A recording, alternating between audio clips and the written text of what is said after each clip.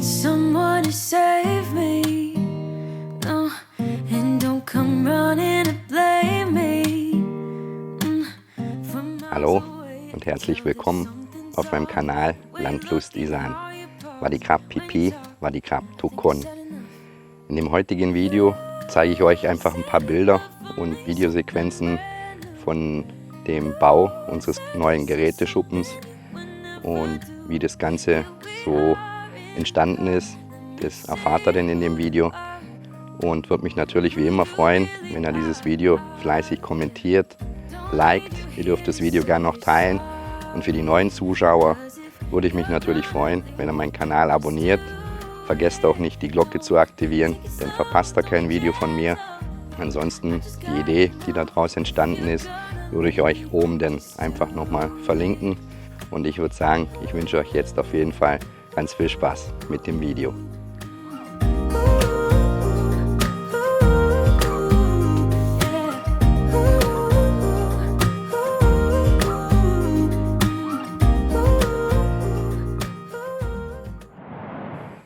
Ja, ihr hattet euch ja gewünscht, dass ich euch zeige, wie der Geräteschuppen entsteht. Die Szenen habe ich so gut wie es ging eingefangen. Ich werde daraus sicherlich zwei Teile machen.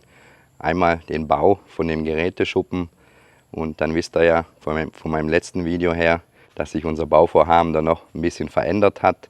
Auch da werde ich euch das Video noch dazu einblenden, warum sich da unsere Baupläne ein bisschen verändert haben, weil uns da teilweise der Rasen ein bisschen zerstört worden ist und wir dann noch einfach eine zusätzliche Idee hatten und darum ist da ein bisschen noch mehr draus entstanden und davon werde ich euch einfach ein extra Video machen.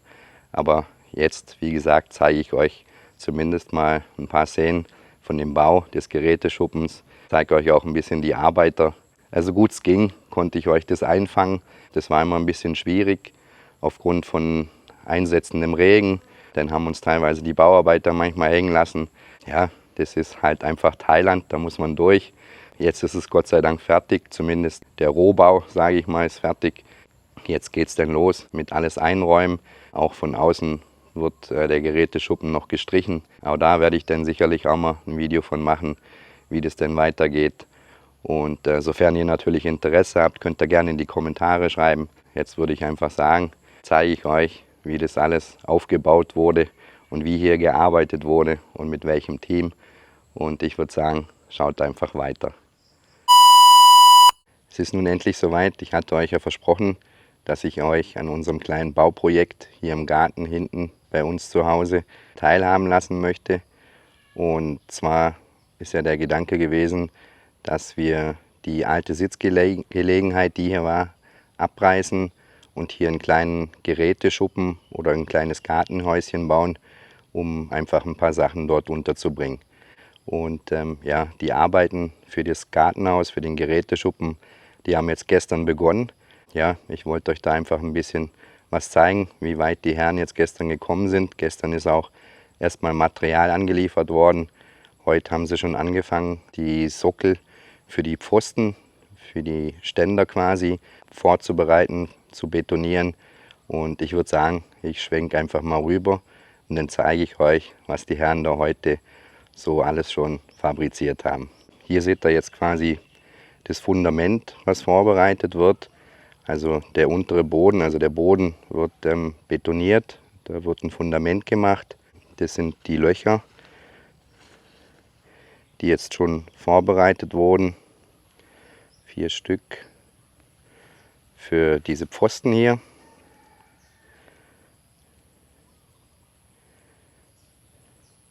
Die Pfosten werden dann quasi auch mit einbetoniert. Hier soll also das Fundament entstehen. Der Geräteschuppen, der wird eine Länge haben von 5 Meter nachher und wird eine Breite haben von 4 Meter. Hier seht ihr jetzt noch ein Stück von der alten Sitzgelegenheit. Denn hier die alten Pfosten, das alte Dach, was demontiert worden ist. Ja, so sieht es jetzt auf jeden Fall aus. Bin dann gespannt, wie es denn morgen weitergeht hier. Ich werde es auf jeden Fall in Videos festhalten und lasse euch da ein bisschen dran teilhaben. Könnt ihr hier sehen, wie unser neuer Geräteschuppen entsteht. Ich denke, es ist auch mal witzig, wenn ihr das auch mal seht, wie hier gearbeitet wird. Dann ist gestern dem Unternehmen, wo uns das ganze Baumaterial angeliefert hat, dann auch noch ein kleines Malheur passiert. Wem man jetzt da die Schuld gibt, spielt doch gar keine Rolle. Ich könnte jetzt sagen, diejenigen, die das Material gebracht haben. Ich könnte jetzt auch sagen, der Bautrupp, der für uns arbeitet, da waren viele Köpfe dabei. Ist klar, zur Regenzeit ist unser Boden hier natürlich dementsprechend dauernass. Ich merke es allein schon, wenn ich hier rumlaufe. Da merke ich, wie das Wasser unter meinen Füßen steht. Auf jeden Fall sind die gestern hier mit dem schweren Wagen in unseren Garten, in unsere Wiese reingefahren. Ich würde sagen, ich zeige euch mal jetzt, wie unsere Wiese aussieht. Ja, das Ganze sieht jetzt so aus. Von da vorne angefangen bis fast hier zu dem kleinen Gartenhaus, was da entstehen soll. Ja, sie haben natürlich nicht dabei bedacht, dass der Boden hier natürlich völlig durchnässt ist. Und sie sind natürlich mit dem schweren Wagen hier reingefahren und sind dann nicht mehr rausgekommen. Der Bautrupp hat dann noch geholfen, sie mit einem anderen Auto wieder rauszuziehen. Ist jetzt natürlich ärgerlich, gibt wieder ein bisschen mehr Arbeit, bis da wieder ein Rasen wächst. Das wird auch eine Weile gehen. Aber wie gesagt, wem ich da jetzt die Schuld gebe, spielt da keine Rolle. Letztendlich ist es hier so geregelt, weder der Bautrupp noch das Unternehmen, wo uns das Material angeliefert hat, kann man dafür haftbar machen. Will ich auch gar nicht. Da sorgen wir selber dafür, dass das hier wieder mit Rasen bedeckt ist und dann ist es gut irgendwann. Ja, wollte ich euch auch noch kurz zeigen. Was dann auch noch passiert ist, die Einfahrt, wo die Herren da mit dem Auto durchfahren oder durchgefahren sind, durch die kleine Einfahrt, da liegt ein Wasserrohr von uns unterirdisch noch eingegraben. Es hat ein bisschen rausgeschaut, das Wasserrohr.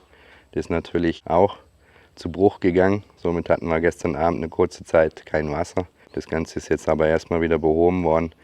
Müssen wir jetzt mal schauen, wie wir das denn in Zukunft da jetzt regeln. Die Herren sind quasi hier von dem Nachbargrundstück von der Schwägerin bei uns hier reingefahren und das Wasserrohr liegt ungefähr dort. Und da sind sie gestern auch mit ihrem Wagen drüber gefahren und ja, das war natürlich klar, dass das Wasserrohr dann auch nachgibt, dieses PVC-Rohr. Ja, auch da müssen wir dann mal schauen, wie wir da jetzt denn weitermachen. Aber ja, auch das werden wir, denke ich, geregelt bekommen. Ich würde sagen, ich schalte die Kamera dann wieder ein am nächsten Tag. Lasst da auch wieder ein bisschen die Kamera mitlaufen, dass ihr seht, wie der Gartenschuppen hier entsteht. You said this is something you would never do.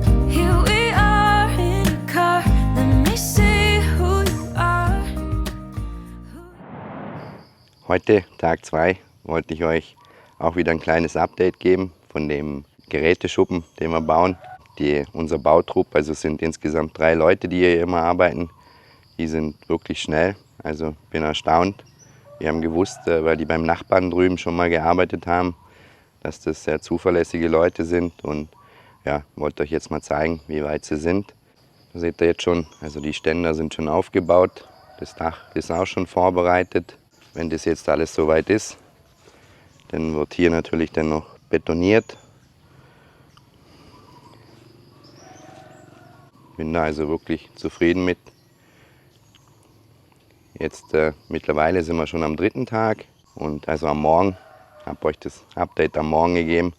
Ich warte jetzt auf die Bauarbeiter hier wieder, dass es hier weitergeht. Und dann werde ich euch heute Abend dann, denke ich, dann wieder ein Update machen. Wenn der Betonboden dann unten gemacht ist, dann haben wir uns dazu entschlossen. Wir hatten anfangs überlegt, ob wir das mit so Holzimitate einfach nur von außen verkleiden. Haben uns dann letztendlich dagegen entschieden. Wir haben gesagt, wir betonieren dann eine Mauer hoch. Wir machen das bis hoch, um einfach, weil wir da dann eben auch Geräte drin haben. Und mir ist es dann einfach lieber, wenn das, sage ich mal, wettergeschützt ist, auch vor Staub mehr oder weniger geschützt ist. Und natürlich auch vor den Tierchen, vor den Ratten, die mir dann eventuell irgendwelche Kabel oder sonst was am Rasenmäher oder an irgendwas anderem rumnagen würden. Das möchten wir dadurch umgehen und somit haben wir uns entschlossen, da eine Mauer hochzuziehen. Und ja, bin jetzt wirklich gespannt, wie lange das hier geht. Freue mich da eigentlich schon drauf, dass wir das endlich nutzen können, denn einräumen können, dass ich dann vorne bei uns in der Garage wieder mehr Platz gewinne. Aber ich würde sagen, ich zeige euch dann wieder eine Sequenz vom Tag 3 und ich gehe jetzt weiter an meine Arbeit. seid auf jeden Fall überrascht und bleibt dran. Schaut euch an, wie dieses Bauprojekt voranschreitet.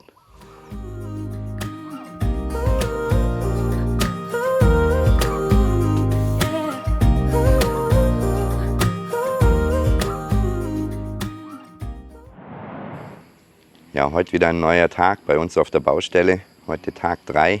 Ich wollte euch da jetzt wieder ein kurzes Update geben, wie weit die Leute hier gekommen sind. Unsere Bauarbeiter werden zwar leider immer wieder ausgebremst vom Regen, kann man nichts machen.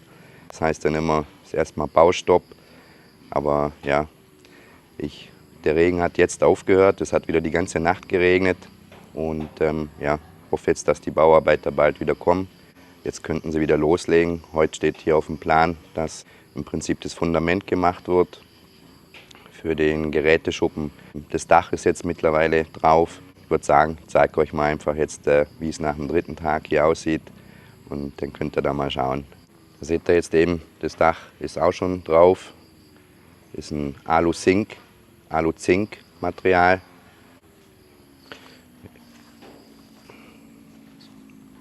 Farbe haben wir da in Grün gewählt, einfach, dass das ein bisschen in die Natur reinpasst.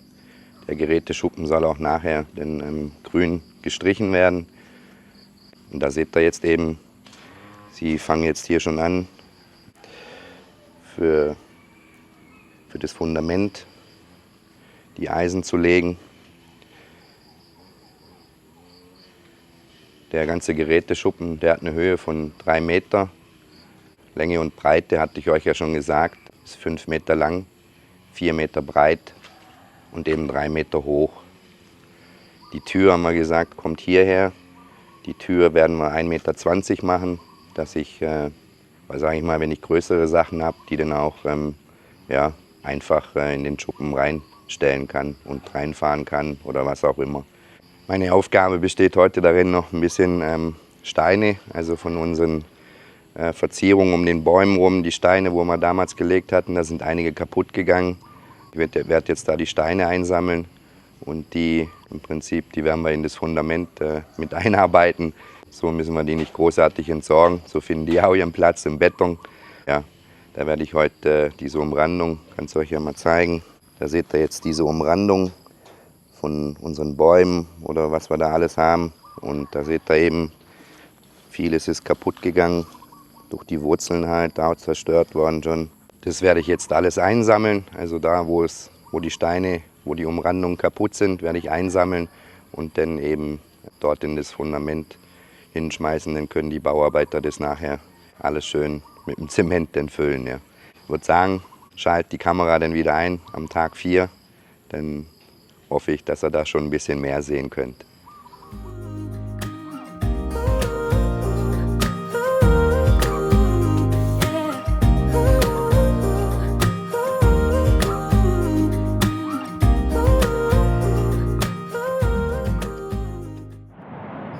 Wie sie es natürlich gehört in Thailand, haben wir natürlich eine Baugenehmigung eingeholt hier.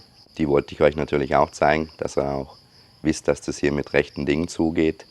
Ich zeige euch gerade mal unsere Baugenehmigung. Da seht ihr jetzt, der grüne Punkt ist genauso wie in Deutschland. Ja, also wir dürfen hier bauen. Ist natürlich völliger Quatsch, aber ich habe gedacht, den Spaß mache ich mit euch. Wir brauchen hier natürlich keine Baugenehmigung. Wir dürfen hier auf dem Grundstück im Prinzip machen, was wir wollen. Das Haus darf so groß werden, wie wir wollen, darf so lang werden, wie wir wollen, so breit werden. Das spielt alles gar keine Rolle. Einfach, dass ihr wisst, wie das hier in Thailand abläuft. Hier braucht es keine Baugenehmigung. Wenn man hier etwas bauen möchte auf dem Grundstück, dann macht man das einfach. Somit haben wir uns eben entschieden, hier jetzt unseren neuen Geräteschuppen zu bauen. Just do it.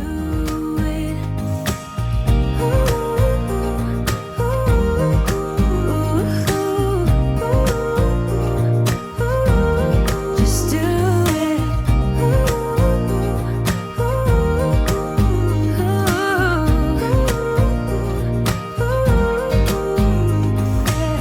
Don't need you here to say you're sorry. 'Cause if you're gonna leave me, then just do it. Ja, Tag 4, 5 und 6 habe ich euch einfach mal ein bisschen zusammengefasst. weil hier ist das Arbeiten gerade wirklich recht schwierig an unserem Geräteschuppen, weil natürlich tagtäglich der Regen hier kommt, die Bauarbeiter dann somit dann kurzzeitig die Arbeit wieder einstellen müssen.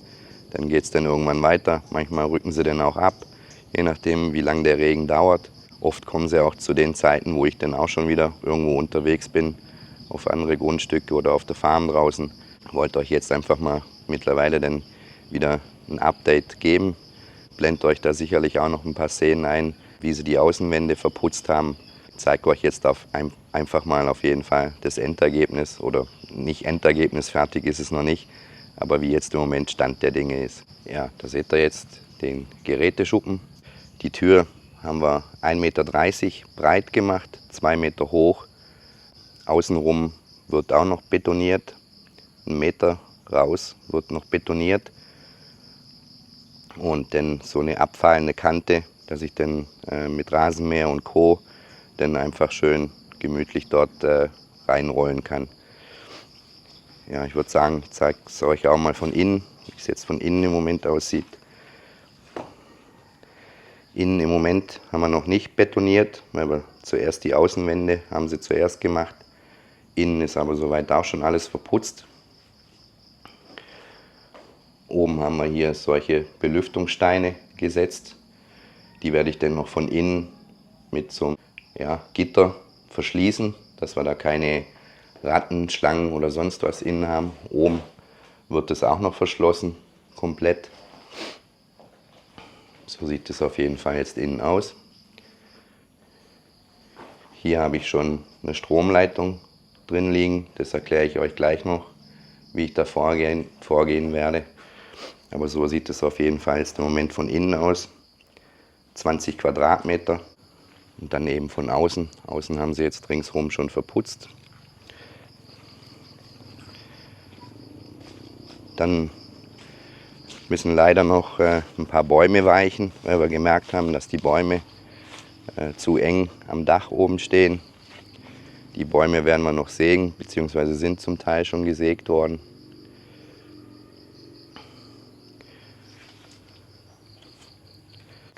Wir haben den hinteren Bereich von dem Geräteschuppen, den werde ich dann nutzen für meine Pilze. Da habe ich auch schon Material da, dass ich mir da so ein Gerüst bauen kann. Ich werde dann hinten meine Pilze dort setzen und werde da sicherlich auch noch mal ein paar Pakete mehr kaufen. Habe das Gestell so gewählt, dass ich da wirklich tagtäglich von ernten kann, vielleicht auch ein bisschen was verkaufen kann. Mal schauen. Ja. Ja. Ich habe auch schon 2 Solarspots gesetzt. Die werde ich euch dann auch gleich noch zeigen.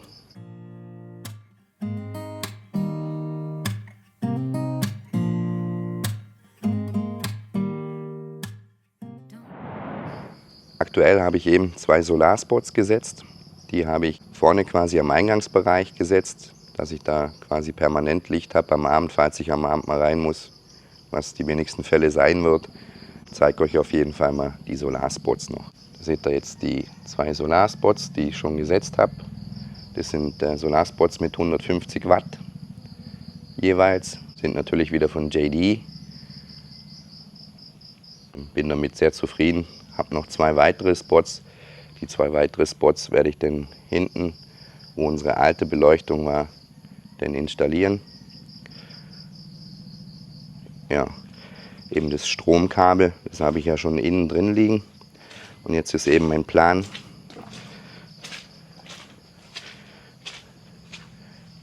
ich bin hier oben reingefahren mit der Stromleitung. Die läuft dann hier auf so einen Pfosten. Hier ist der Pfosten, den ich gesetzt habe, auch Marke Eigenbau. Da wird noch ein Solarspot drankommen, der dann Richtung Haus beleuchtet und den Strom abgreifen werde ich hier.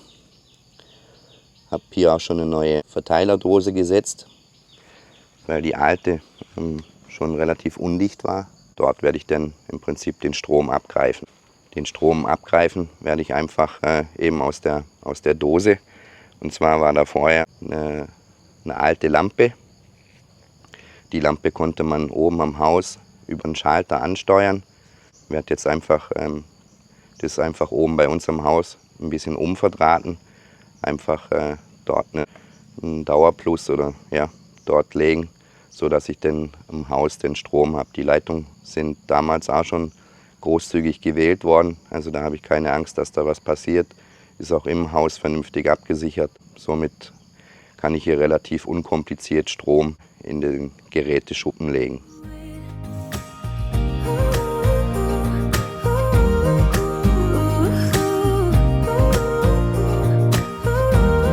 Just do it.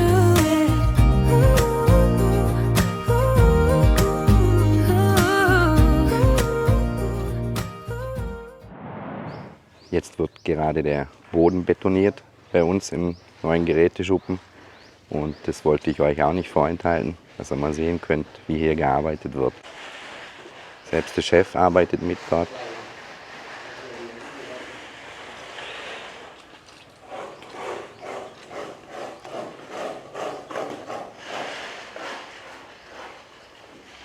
Er ist der Bauleiter.